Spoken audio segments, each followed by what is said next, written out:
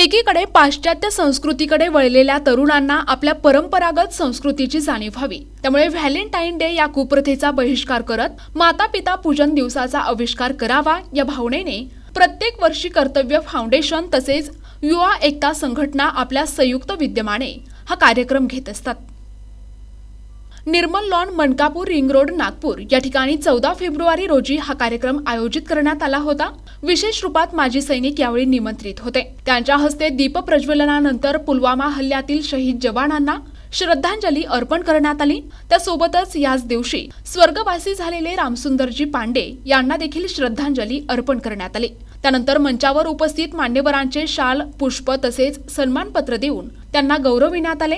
विविध संस्थेतील शाळकरी मुलांनी देशभक्तीपर नृत्य सादर केली। त्यासोबतच कराटेपटूंनी आपल्या कलांचे विविध प्रात्यक्षिके दाखवली। विशेष म्हणजे निवडक पाल्यांनी आपल्या माता पित्यांस औक्षण केल्यानंतर त्यांचे चरण स्पर्श करून त्यांना प्रदक्षिणा घातली। एक प्रकारे आम्ही परंपरागत संस्कार जपतोय, तसेच आम्हालाही सामाजिक कर्तृत्वाची जाण आहे, हाच संदेश त्यांनी यावेळी दिला।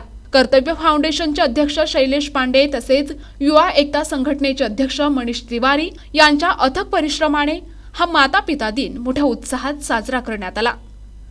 आज आपण कर्तव्य फाउंडेशन आणि युवा एकता संघटन यांच्या संयुक्त विद्यमानानं माता पिता पूजन दिवस आणि आपल्या देशात जे पुलवामा हमला झाला होता, गिधाड हमल्यात जे आपले शहीद झालेले जवान त्यांच्या श्रद्धांजलीचा कार्यक्रम इथं आयोजित केलेला होता।